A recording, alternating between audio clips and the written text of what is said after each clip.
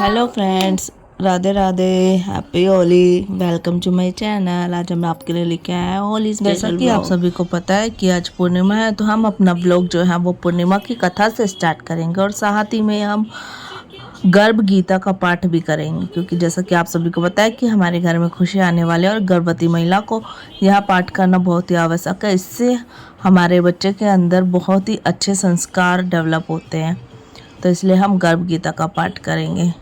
Friends, ये देखें, ये हमारा मंदिर, इसे हमने कितने अच्छे से फूलों से सजाया है। हमारे कन्हैया जी, हमारी माता रानी, हमारे शालिग्राम जी।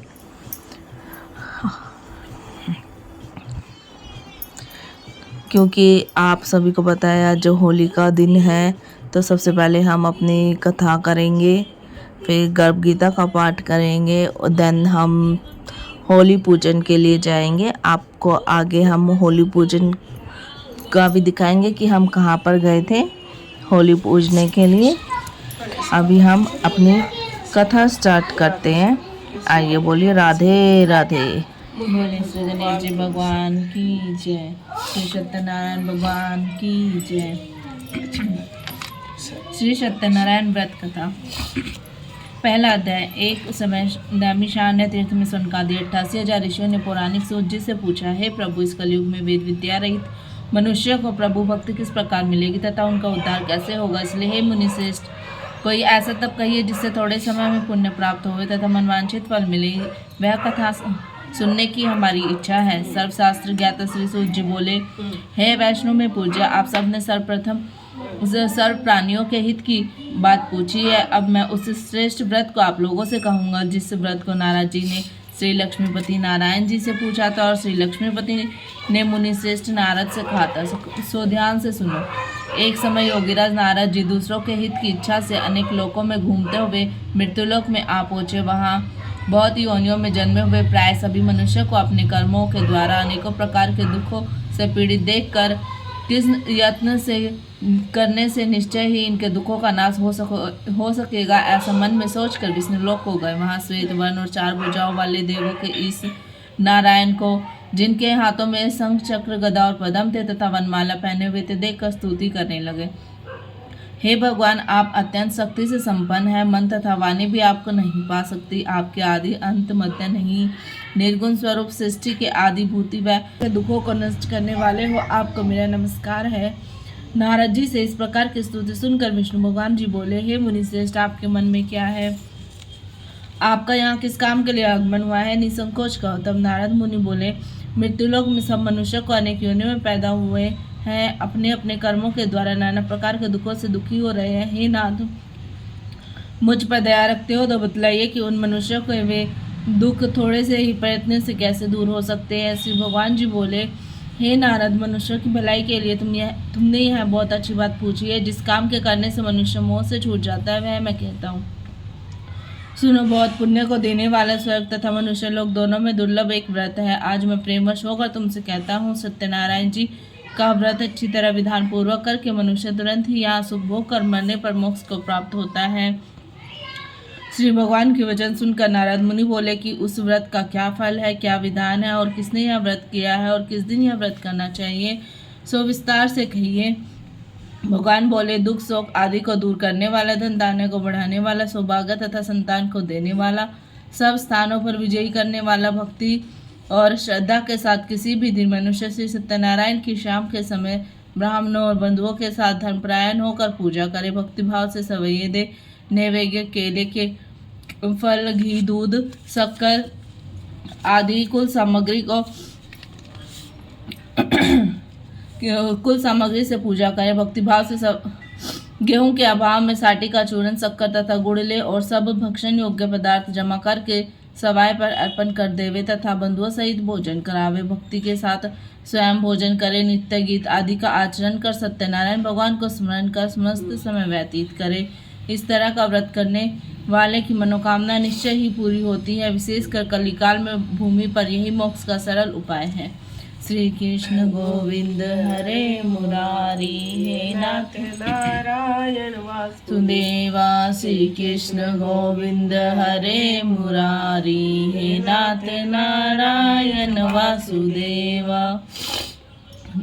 दूसरा अध्याय। सूत जी बोले, हे ऋषियों, जिसने पहले समय में इस व्रत को किया है उनका इतिहास कहता हूँ, ध्यान से सुनो। सुंदर काशीपुरी नगरी में एक अति निर्धन ब्राह्मण रहता था। वह भूख और प्यास से बेचैन व नित्य ही पृथ्वी पर घूमता था। ब्राह्मणों को प्रेम करने वाले भगवान ने ब्राह्मण को दुखी देकर बूढ़े ब्राह्मण का रूप धर उसके पास जाया। दर्श के साथ पूछा, हे विप्र, नित्य दुखी हुआ पृथ्वी पर क्यों घूमता है? हे श्रेष्ठ ब्राह्मण, यह सब मुझसे कहो, मैं सुनना चाहता हूँ। ब्राह्मण बोला, मैं बहुत निर्धन ब्राह्मण हूँ, भिक्षा के लिए पृथ्वी पर फिरता हूँ। हे भगवान, यदि आप इसका उपाय जानते हो तो कृपा कर कहो। वृद्ध ब्राह्मण बोला कि सत्यनारायण भगवान मनवांछित फल को देने वाले हैं, इसलिए हे ब्राह्मण, तू उनका पूजन कर, जिसके करने से मनुष्य सब दुखों से मुक्त होता है। ब्राह्मण को सारा व्रत का विधान बताकर बूढ़े ब्राह्मण का रूप धारण करने वाले श्री सत्यनारायण भगवान जी अंतर्ध्यान हो गए। जिस व्रत को वृद्ध ब्राह्मण ने बतलाया है मैं उसको करूँगा, यह निश्चय करने पर उसे रात में नींद भी नहीं आई। वह सवेरे ही उठा, नारायण के व्रत का निश्चय कर भिक्षा के लिए चला। उस दिन उसको भिक्षा में बहुत धन मिला, जिससे बंधु बांधवों के साथ उसने सत्यनारायण का व्रत किया। इसके करने से वह ब्राह्मण सब दुखों से छूटकर अनेक प्रकार की संपत्तियों से युक्त हुआ। उस समय से वह ब्राह्मण हर मास व्रत करने लगा। इस तरह सत्यनारायण भगवान के इस व्रत को जो करेंगे वह सब पापों से छूटकर मोक्ष को प्राप्त होएगा।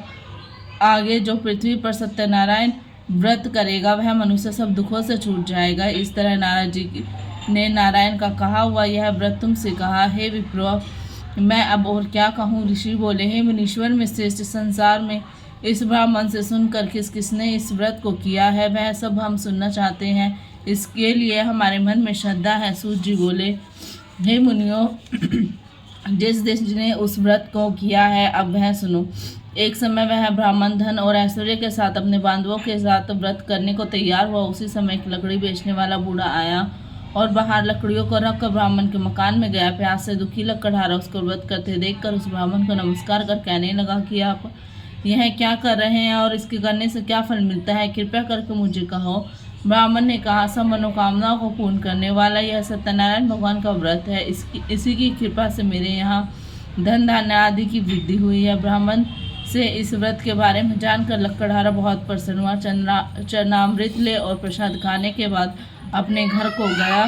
लकड़हारे ने मन में इस प्रकार का संकल्प किया कि आज ग्राम में लकड़ी बेचने से जो धन मुझे मिलेगा उसी से सत्यनारायण देव का मैं उत्तम व्रत करूंगा। यह मन में विचार कर वह बूढ़ा ब्राह्मण लकड़ियां अपने सर पर रख कर जिस नगर में धनवान लोग रहते थे ऐसे सुंदर नगर में गया। उस रोज वहां पर उसे उन लकड़ियों का दाम पहले दिन से चौगुना मिला। तब वह बूढ़ा लकड़हारा दाम ले और अति प्रसन्न होकर पक्के केले की फली, शक्कर, घी, दूध और दही, गेहूं का आटा इत्यादि सत्यनारायण भगवान के व्रत की कुछ सामग्रियों को लेकर अपने घर गया। फिर उसने सब अपने भाइयों को बुलाकर विधि के साथ भगवान जी का पूजन किया और व्रत किया। उस व्रत के प्रभाव से बूढ़ा लकड़हारा धन, पुत्र आदि से युक्त हुआ और संसार के समस्त सुख भोग कर वैकुंठ को चला गया। श्री कृष्ण गोविंद हरे मुरारी, नाथ नारायण यन वासुदेवा। श्री कृष्ण गोविंद हरे मुरारी, हे नाथ नारायण वासुदेवा। तीसरा अध्याय। सूत जी बोले, हे श्रेष्ठ मुनियों, अब मैं आगे की कथा कहता हूँ, सुनो। पहले समय में उल्कामुख नाम का एक बुद्धिमान राजा था। वह सत्यवक्ता और जितेंद्रिय था। प्रतिदिन देव स्थानों को जाता तथा गरीबों को धन देकर उनके कष्ट दूर करता था। उसकी पत्नी कमल के समान मुख वाली और सती साध्वी थी। भद्रशिला नदी के तट पर उन दोनों ने सत्यनारायण देव का व्रत किया। उस समय में वहाँ एक साधु नाम का वैश्य आया। उसके पास व्यापार के लिए बहुत सा धन था। नाव को किनारे पर ठहरा कर राजा के पास गया और राजा को व्रत करते हुए देखकर विनय के साथ पूछने लगा, हे राजन, भक्ति उचित से आप यह क्या कर रहे हैं? मेरी सुनने की इच्छा है, यह आप मुझे बताइए। राजा बोला, हे साधु, अपने बांधवों के साथ पुत्र आदि की प्राप्ति के लिए यह मां शक्ति सत्यनारायण भगवान का व्रत व पूजन किया जा रहा है। राजा के वचन सुनकर साधु आदर के साथ बोला, हे राजन, मुझसे इसका सब विधान कहो, मैं भी आपकी कथा के अनुसार इस व्रत को करूंगा। मेरी भी कोई संतान नहीं है। राजा से सब विधान सुन व्यापार से निवृत्त हो वह आनंद के साथ घर गया। साधु ने अपनी स्त्री से संतान देने वाले उस व्रत का समाचार सुनाया और कहा कि जब मेरे संतान होगी तब मैं इस व्रत को करूँगा। साधु ने ऐसे वचन अपनी स्त्री लीलावती को कहे। एक दिन उसकी स्त्री लीलावती पति के साथ आनंदित हो संसारिक धर्म में प्रवृत्त होकर सत्यनारायण भगवान की कृपा से गर्भवती हो गई और 10वें महीने में उसके उदर से एक सुंदर कन्या का जन्म हुआ। दिनों दिन वह इस तरह बढ़ने लगी जैसे शुक्ल पक्ष का चंद्रमा बढ़ता है। कन्या का नाम कलावती रखा गया। तब लीलावती ने मीठे शब्दों में अपने पति से कहा कि आपने जो संकल्प किया हुआ था कि भगवान का व्रत करूंगा, अब आप उसे पूरा कीजिए। साधु बोला, हे प्रिय, इसके विवाह पर करूंगा। अपनी पत्नी को आश्वासन दे वह नगर को गया। कलावती पितृगृह में वृद्धि को प्राप्त हो गई। साधु ने जब नगर में सखियों के साथ अपनी पुत्री को देखा तो तुरंत ही दूत बुलाकर कहा कि पुत्री के वास्ते कोई सुयोग्य वर देख कर लाओ। साधु की आज्ञा पाकर दूत कंचन नगर पहुंचा और वहां पर बड़ी खोज कर और देखभाल कर लड़की के वास्ते सुयोग्य वनिक पुत्र को ले आए। उस सुयोग्य लड़की को देखकर साधु ने अपने भाई बंधुओं सहित प्रसन्नचित्त अपनी पुत्री का विवाह उसके साथ कर दिया, किंतु दुर्भाग्य से विवाह के समय भी उस व्रत को करना भूल गया। तब श्री सत्यनारायण भगवान जी क्रोधित हो गए और श्राप दिया कि तुम्हें दारुण दुख प्राप्त होगा। अपने काम में कुशल साधु बनिया अपने जमाता सहित समुद्र के समीप रत्नपुर नगर पहुंचा और वहां दोनों ससुर जवाई चंद्रकेतु राजा के नगर में पहुंचे और व्यापार करने लगे। एक रोज भगवान ने सत्यनारायण की माया से प्रेरित कोई चोर राजा का धन चुरा कर शीघ्र जा रहा था, किंतु पीछे से राजा के दूतों को आता देखकर चोर ने घबरा कर भागते भागते धन को वहीं चुपचाप रख दिया जहां वे दोनों ससुर जवाई ठहरे हुए थे। तब राजा के उस साधु वेश्या के पास राजा का धन को देखकर दोनों को बांध कर ले गए और प्रसन्नता से दौड़ते हुए राजा के समीप जाकर बोले, ये दो चोर हम पकड़ कर लाए हैं, देख कर आज्ञा दे। राजा की आज्ञा से उनको कठिन कारावास में डाल दिया गया और उनका धन उनसे छीन लिया गया। भगवान के कोप से वैश्य की पत्नी भी घर पर बहुत दुखी हुई और घर पर जो धन रखा था उसे चोर चुरा कर ले गए। शारीरिक व मानसिक पीड़ा एवं भूख प्यास से अति दुखित हो अन्न की चिंता में कलावती एक ब्राह्मण के घर गई। वहाँ उसने सत्यनारायण व्रत होते देखा। वहाँ उसने कथा सुनी तथा प्रसाद ग्रहण कर रात को घर आई। माता ने कलावती से कहा, हे पुत्री, दिन में कहाँ रही, वह तेरे मन में क्या है? कलावती बोली, हे माता, मैंने एक ब्राह्मण के घर सत्यनारायण का व्रत देखा है। कन्या के वचन सुनकर लीलावती भगवान के पूजन की तैयारी करने लगी। लीलावती ने परिवार और बांधवों सहित भगवान का पूजन किया और यह वर मांगा कि मेरे पति और दामाद भी आ जावे और प्रार्थना की कि हम सबका अपराध क्षमा करे। सत्यनारायण भगवान इस व्रत से संतुष्ट हो गए और राजा चंद्रकेतु को स्वप्न में दिखाई दिए और कहा, हे राजन, दोनों बंदी वैश्य प्रातः ही छोड़ दो और उनका सब धन जो तुमने ग्रहण किया था उन्हें दे दो, नहीं तो तेरा धन, राज्य, पुत्र आदि सब नष्ट कर दूंगा। राजा को ऐसा वचन कहकर भगवान अंतर्ध्यान हो गए। प्रातःकाल राजा चंद्रकेतु ने सभा में अपना स्वप्न सुनाया और दोनों वनिक पुत्रों को कैद से मुक्त कर सभा में बुलाया। दोनों ने आते ही राजा को नमस्कार किया। राजा मीठे वचनों में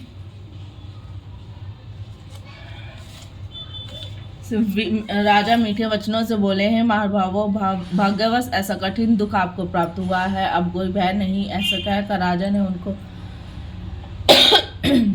नए नए वस्त्र आभूषण पहनाए तथा उनका जितना भी धन लिया था उसे दोगुना धन दिलवा कर विदा किया। दोनों वैसे खुशी खुशी अपने घर को चल दिए। श्री कृष्ण गोविंद हरे मुरारी, हे नाथ नारायण वासुदेवा। श्री कृष्ण गोविंद मुरारी, हे नाथ नारायण वासुदेवा। चौथा अध्याय। सूत जी बोले, वैसे तथा उनके जवाई ने मंगलाचार करके यात्रा आरंभ की और अपने नगर को चले। उनकी नाव के थोड़ी दूर पहुंचने पर दंडी वैश्यधारी सत्यनारायण भगवान ने वैसे से पूछा, हे साधु, वैसे तेरी नाव में क्या है? अभिमानी वनिक हंसता हुआ बोला, हे दंडी, आप क्यों पूछते हो? क्या धन लेने की इच्छा है? मेरी नाव में तो बेल तथा पत्ते आदि भरे हुए हैं।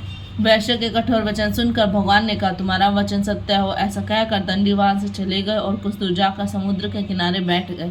दंडी के जाने पर वैश्य ने नित्य क्रिया करने के बाद नाव को उठी देखकर अचंभा किया तथा नाव में बेल आदि देखकर मूर्छित हो जमीन पर गिर पड़ा। फिर मूर्छा खुलने पर बहुत शोक करने लगा। तब उसका दामाद बोला कि आप शोक न करें, यह दंडी का ही श्राप है, अतः हमें उनकी शरण में चलना चाहिए, तभी हमारी मनोकामना पूरी होगी।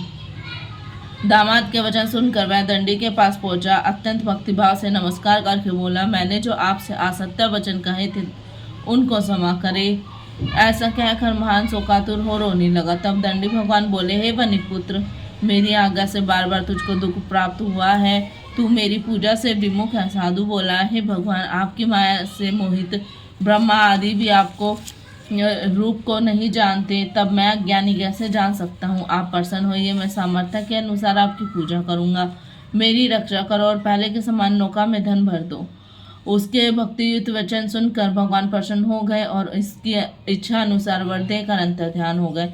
तब उन्होंने नाव पर आकर देखा कि नाव धन से परिपूर्ण है। फिर वह भगवान सत्यनारायण का पूजन कर साथियों सहित अपने नगर को चला।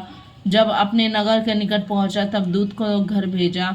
दूत ने उस वैश्य के घर जा उसकी स्त्री को नमस्कार कर कहा कि आपके पतिदेव अपने दामाद सहित इस नगर के समीप आ गए हैं। ऐसे वचन सुन लीलावती ने बड़े हर्ष के साथ सत्यदेव का पूजन कर अपनी पुत्री से कहा, मैं अपने पति के दर्शन को जाती हूँ, तू कार्य पूर्ण करके शीघ्र आ जाना। माता के वचन सुनकर उसकी पुत्री कलावती भी प्रसाद छोड़ पति के पास गई। प्रसाद की अवज्ञा के कारण सत्यनारायण भगवान रुष्ट हो गए और उसके पति को नाव सहित पानी में डुबा दिया। कलावती अपने पति को ना देखकर रोती हुई जमीन पर गिर पड़ी। इस तरह नौका को डूबा हुआ तथा कन्या को रोते हुए देखकर वैश्य साधु दुखित हो बोला, हे प्रभु, मुझसे या मेरे परिवार से जो भूल हुई है उसे क्षमा करें। उसके दीन वचन सुनकर सत्यदेव प्रसन्न हो गए और आकाशवाणी हुई, हे वैश्य, तेरी कन्या मेरा प्रसाद को छोड़कर आई है, इसलिए उसका पति अदृश्य हुआ है। यदि वह घर जाकर प्रसाद खाकर लौटे तो उसका पति अवश्य मिलेगा। आकाशवाणी के अनुसार ऐसा सुनकर कलावती ने घर पहुंचकर प्रसाद खाया। फिर उसने आकर अपने पति के दर्शन किए। तब वैश्य परिवार के सब लोग प्रसन्न हुए। फिर साधु ऐसे ने बांधव सहित सत्यदेव का विधि पूर्वक पूजन किया। उस दिन से हर पूर्णिमा व संक्रांति को सत्यनारायण का पूजन करने लगा। फिर इस लोक का सुख भोग कर स्वर्ग को चला गया। श्री कृष्ण गोविंद हरे मुरारी, हे नाथ नारायण श्री कृष्ण गोविंद हरे मुरारी, हे नाथ नारायण वासुदेवा। 5वां अध्याय। सूत जी बोले, हे ऋषियों, अब मैं एक और कथा कहता हूँ, आप लोग सुने। प्रजापालन में लीन तुंगज नाम का एक राजा था। उसने भी भगवान का प्रसाद त्याग कर बहुत दुख पाया। एक समय वन में जाकर पशुओं को मारकर बड़ के पेड़ के नीचे आया। उसने भक्तिभाव से ग्वालों को बांधवों सहित सत्यनारायण का पूजन करते देखा। राजा अभिमानवश ना वहाँ पर गया और ना ही सत्यनारायण भगवान को नमस्कार किया। जब ग्वालों ने भगवान का प्रसाद उसके सामने रखा तो वह प्रसाद को त्याग कर अपनी सुंदर नगरी को चला गया। वहाँ पहुँचने पर उसने अपना सब कुछ नष्ट पाया तो वह जान गया कि यह सब भगवान ने किया है। तब वह विश्वास कर ग्वालों के समीप गया और विधि पूर्वक भगवान का पूजन कर प्रसाद खाया तो सत्यदेव की कृपा से सब जैसा था वैसा हो गया और सुख भोग कर मरने पर वह स्वर्गलोक हो गया। जो मनुष्य इस परम दुर्लभ व्रत को करेगा, भगवान की कृपा से उसे धन धान्य की प्राप्ति होगी। निर्धन धनी होते हैं, बंदी बंधन से मुक्त होकर निर्भय हो जाते हैं। संतानहीनों को संतान की प्राप्ति होती है। सब मनोरथ पूर्ण होकर अंत में वह जीव वैकुंठ धाम को जाता है। जिन्होंने पहले इस व्रत को किया है उनके दूसरे जन्म की कथा कहता हूँ। वृद्ध सतानंद ने ब्राह्मण सुदामा का जन्म लेकर मोक्ष को पाया। उनका मोक्ष नाम का राजा दशरथ होकर वैकुंठ को प्राप्त हुआ। साधु नाम के वैश्य ने मोरध्वज बनकर अपने पुत्र को आरे से चीरकर मोक्ष प्राप्त किया। महाराज तुंगध्वज ने स्वयंभू होकर भगवान के भक्ति युक्त कर्म कर मोक्ष को प्राप्त किया। बोले सत्यनारायण भगवान की जय। श्री कृष्ण गोविंद हरे मुरारी, हे नाथ नारायण वासुदेवा। श्री कृष्ण गोविंद हरे मुरारी, हे नाथ नारायण वासुदेव।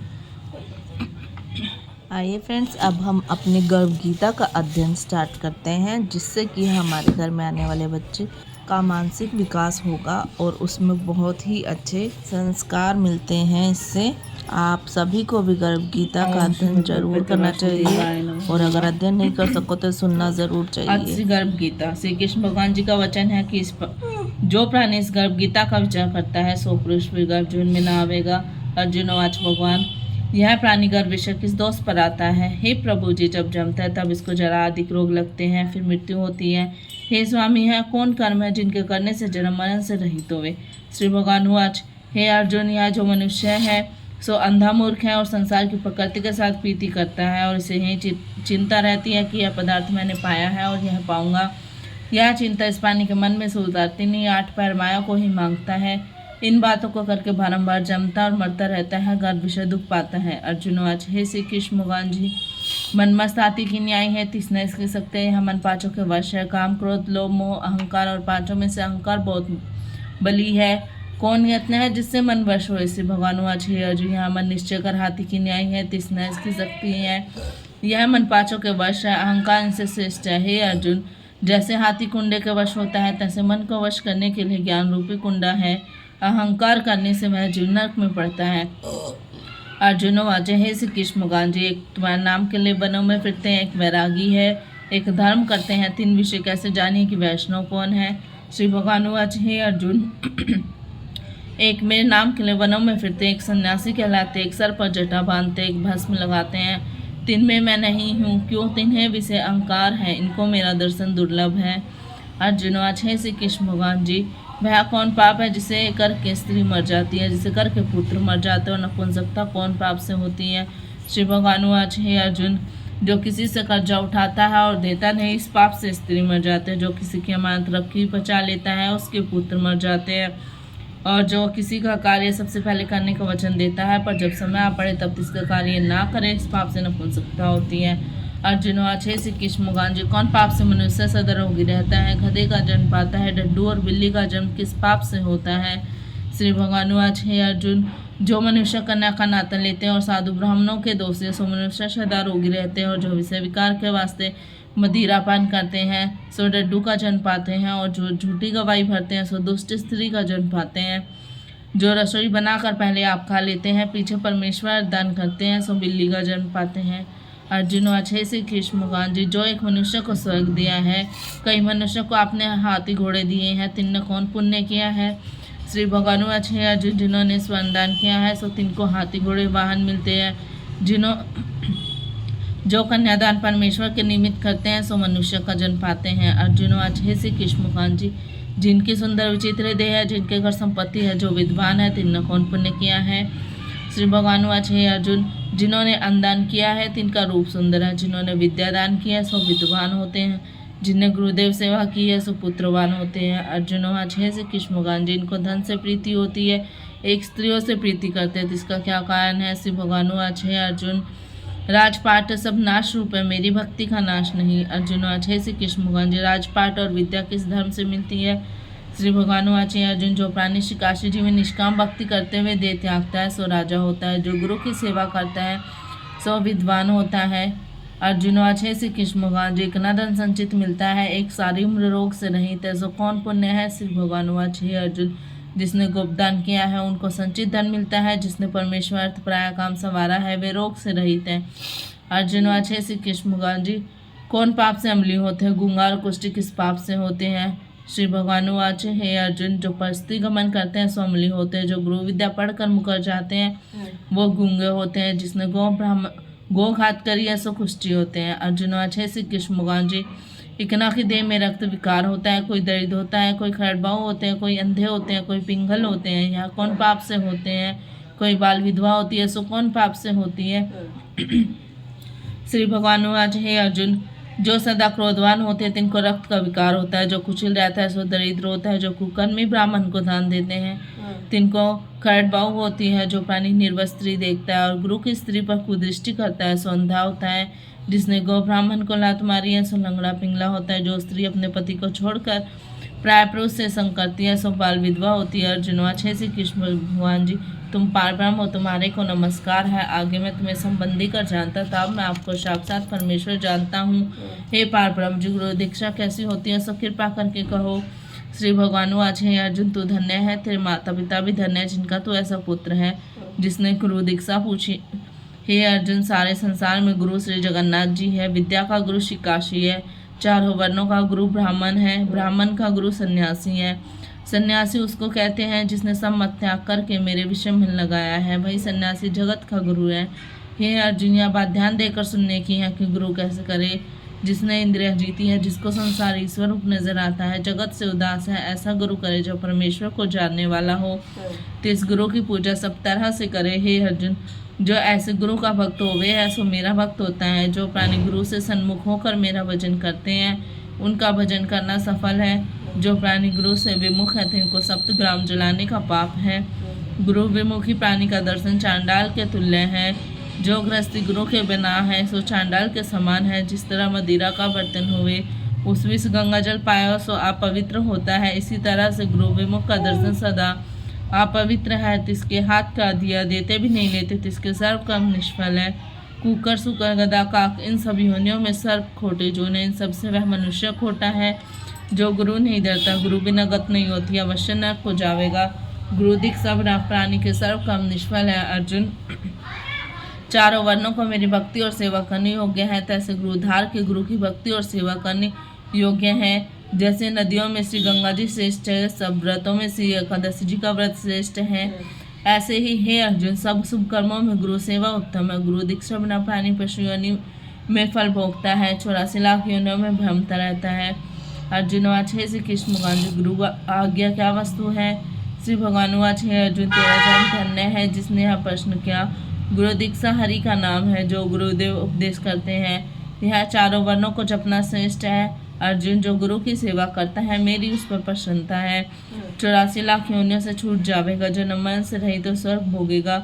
जो प्राणी गुरु की सेवा नहीं करता सो 3.5 करोड़ वर्ष नरक भोगता है। जो गुरु की सेवा करता है उसको कई अश्वमेध यज्ञ किए का फल होता है। गुरु की सेवा ही मेरी सेवा है। हे अर्जुन, इस तेरे मेरे संवाद को जो प्राणी पढ़े और सुनेंगे सो गर्भ दुख से बचेंगे, 84 कट जावेगी। इस करके इस पाठ का नाम गर्भ गीता है। श्री कृष्ण महाराज जी के मुख से अर्जुन ने श्रवण करी। गुरु दीक्षा लेना उत्तम धर्म है जिसका फल नरक को 84 से जीव बचा रहता है, भगवान प्रसन्न होते हैं। श्री कृष्ण गोविंद हरे मुरारी, हे नाथ नारायण वासुदेवा। श्री कृष्ण गोविंद हरे मुरारी, हे नाथ नारायण वासुदेवा। भगवान के 108 नाम। ओम कन्हैया कृष्ण केशव चक्रधारी नंदलाला माधव सुंदर श्याम मुरारी राधावर बंसी विजया रघुवीर नटवर नंद नंदन गजाधर अमर अजर अविनाशी निरुत्तम अर्जुन सखा सावरिया सावला गोपाल दामोदर भजनाथ दयालु दीनबंधु जगदीश दीननाथ जगत पिता बावन यशोदालाल नारायण बिहारी मदन मोहन कृपा निधि सर्वरक्षक ईश्वर सर्वशक्तिमान सर्वव्यापक मनहरन बाके बिहारी गोपीनाथ ब्रजवल्लभ गोवर्धनधारी घनश्याम परमानंद पतित पावन ज्योति स्वरूप राधा रमन माधव मधुसूदन रघुपति राम हरि मुरली मनोहर श्याम कल्याणकारी अनंत परमपिता प्रभु परम पवित्र गोसाई भक्त वत्सल्य वसुदेव परमात्मा दुखहर्ता विधाता निरंजन काली नागनथिया अभय अंतर्यामी सर्वाधार आद्वैत घट घट के वासी दीनानाथ दाता परमेश्वर रमणिक निराकार निर्विकार अच्युत न्यायकारी जगतकर्ता त्रिभुवननाथ शंकर विष्णु सत्यनारायण ज्योति स्वरूप परमपिता ब्रह्मा संहारता पालन करता सच्चित आनंद स्वरूप केशव गोपी वल्लभम राधे श्याम सत्य स्वरूप आनंद दाता दयालु अनादि कल्याणकारी विश्वकर्ता पूर्ण परमानंद स्वामी। श्री कृष्ण गोविंद हरे मुरारी, हे नाथ नारायण वासुदेव। श्री कृष्ण गोविंद हरे मुरारी, हे नाथ नारायण वासुदेवा। श्री सत्यनारायण भगवान की जय। जय जय श्री राधेश्याम। हे प्रभु।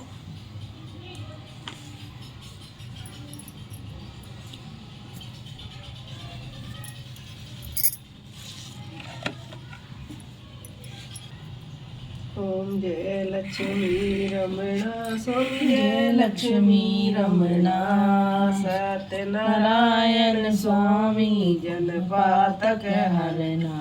ओम जय लक्ष्मी रमणा रतन जड़ित सिंहासन अद्भुत छवि राजे स्वामी अद्भुत छवि राजे। नारद करत निरंजन घंटा ध्वनि बाजे। ओम जय लक्ष्मी रमना। प्रकट भय कल कारण द्विज को दरस दियो, बूढ़ो ब्राह्मण बन कर कंचन महल कियो। जय लक्ष्मी रमना। दुर्बल भील कठोरा जिन पर कृपा कीनी, चंद्र चोड़ एक राजा तिनके विपत हरि। ओम जय लक्ष्मी रमना। वैश्य मनोरथ पायो श्रद्धा तज दीनी, जो फल भोग प्रभु जी फिर स्तुति कीनी। ओम जय लक्ष्मी रमना। भक्ति भाव के कारण छिन छिन रूप धरो, श्रद्धा धारण कीनी दीन दयाल हरि। ओम जय लक्ष्मी रमना। ग्वाल बाल संग राजा वन में भक्ति करी, मन माछित पल दीना दीन दयाल हरि। ओम जय लक्ष्मी रमना। चढ़त प्रसाद सवायो कदली फल मेवा, धूप दीप तुलसी से राजी सत देवा। ओम जय लक्ष्मी रमना। श्री सत्यनारायण जी की आरती जो कोई नर गावे, कहत शिवानंद स्वामी भजत हरि हर स्वामी, मन वांछित फल पावे। ओम जय लक्ष्मी रमना। कर्पूर गौरम कनावतारम संसार सारम भुजेन्द्र, सदा वसंतम हृदय विंदे भवम भवानी शतम नमामि। भवम भवानी शतम नमामि। तुम्ही हो माता पिता, तुम्ही हो बंधु सखा, तुम्ही हो विद्या धनम, तुम्ही हो साथी मम देव। धन मोह दीजिए गुरुदेव के देव, और नहीं कुछ चाहिए नित्य तुमसे श्याम राम। जय जय राम करो कल्याण भंडार। जय जय राम। आओ भोग लगाओ मेरी मोना, आओ भोग लगाओ। उना मिलनी के वीर सुदामा के चावल, रुचे रुचे भोग लगाओ मेरे मोना, आओ भोग लगाओ। उना दियो धन की मेवा त्यागी, सागर खाओ मेरे मोना, आओ भोग मेरे मोना। भोग लगे भगवान को और भोग अमर हो जाए, जो कोई समृत को खाए वही अमर हो जाए। राम जय जय राम करो कल्याण। जय जय राम। आइए फ्रेंड्स, अब हम होली पूजन के लिए चलते हैं। ये देखिए हम सभी रेडी हो गए हैं होली पूजन के लिए, और अब हम सभी होली पूजन के लिए जा रहे हैं। अभी हम आधे रास्ते में हैं। ये देखिए फ्रेंड्स, ये मैं हूँ, ये कान्हा है, और हमारे आगे जो है वो जो हमारे साथ जाने वाले हैं वो सभी है।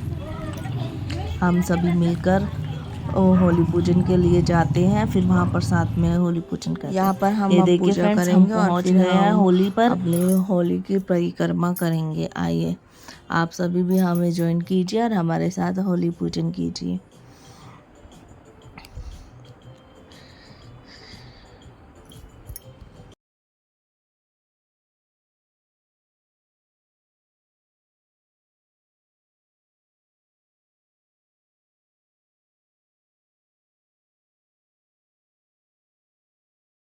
चलेगा, माँ जी का हाथ पकड़ ले, फिर साथ साथ चुन्नी पकड़ ले माँ जी की। हाँ बस। आइए फ्रेंड्स, अब हम श्री कृष्ण भगवान जी का नाम लेते हुए अपनी परिक्रमा स्टार्ट करते हैं। श्री कृष्ण गोविंद हरे मुरारी, हे नाथ नारायण वासुदेवा। श्री कृष्ण गोविंद हरे मुरारी, हे नाथ नारायण वासुदेवा। श्री कृष्ण गोविंद हरे मुरारी, हे नाथ नारायण वासुदेवा। श्री कृष्ण गोविंद हरे मुरारी, हे नाथ नारायण वासुदेवा। ये देखिए फ्रेंड्स, ये हमारा शीतला माता जी का मंदिर है, और ये हमारा मंदिर परिसर है जहाँ, और ये बाहर हमारी होली माता है जहाँ पर हम होली पूजते हैं। ये हम सभी लोग जो होली पूजने के लिए गए थे। और ये है हमारा रात्रि का कृष्ण जी का भोग, जिसमें कि हमने विदाउट लहसुन प्याज खाना बनाया है। इसमें हमने सबसे पहले मूंग दाल का हलवा बनाया और कन्हैया जी के लिए गुजिया बनाई है। साथ ही में हमने मटर पनीर की सब्जी बनाई है, पूरियाँ बनाई हैं और राइस बनाए हैं। आइए अब हम अपने कन्हैया को भोग लगाते हैं। और आपको हमारा ये व्लॉग कैसा लगा कृपया कमेंट करके ज़रूर बताइएगा। और अगर आप हमारे चैनल पर न्यू हो तो प्लीज़ सब्सक्राइब ज़रूर कीजिएगा।